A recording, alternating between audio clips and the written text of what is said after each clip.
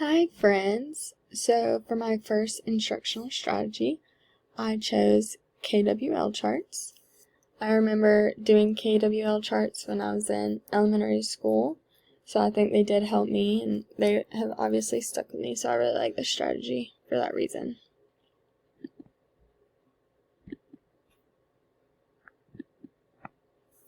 So what is a KWL chart? It's exactly what it sounds like. It is a chart split into 3 sections. The KWL is an acronym for know, want, and learn. So the first column would be what do we know about the topic already.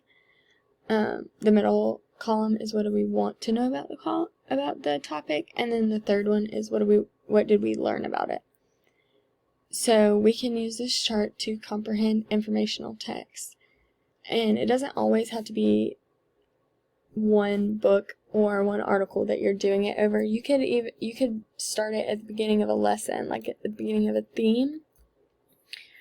For example, if your class was learning about farm animals, you can make a KWL chart as a class on like poster paper, and you could talk about as a class, what do you already know, what do we want to learn by the end of the theme or the end of the week.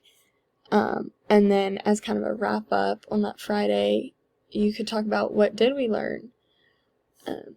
So in my example that I chose, I did choose a book about bees and how they help us. So for my example, it should be started before reading the book and finished after reading the informational text for the book.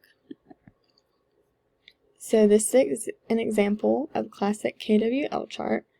So I really like KWL charts because the students can actually set them up themselves. You could just tell them to get out a piece of paper and fold their paper into 3 sections or draw 2 lines on a paper, and they can write at the top of it and section it off themselves. Or if you're in younger grades, you could just print out a copy and give it to each student.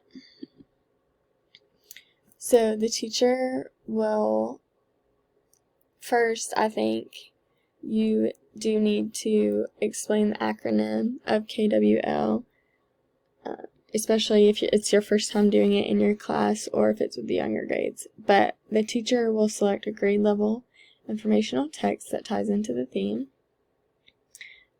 She will print copies of the KWL charts for each student.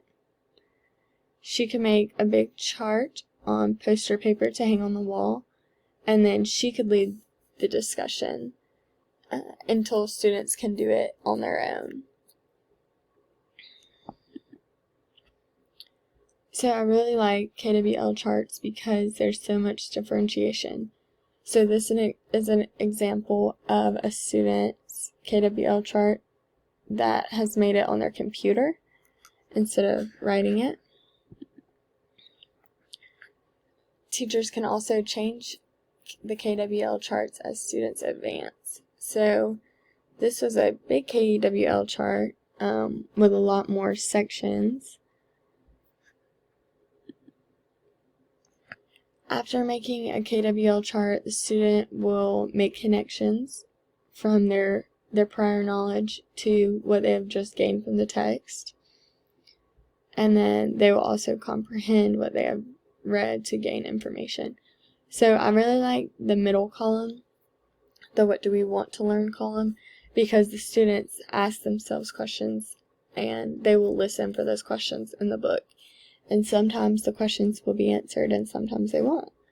And if they're not answered, that's an even bigger conversation that you can have with your class, and they can research the questions that they didn't find out from the book. So I really like this strategy because I think it's a great visual for students to have in front of them while they're reading, and helping them to gain knowledge about information and understanding the knowledge and breaking it down into smaller pieces. So, alright, thanks.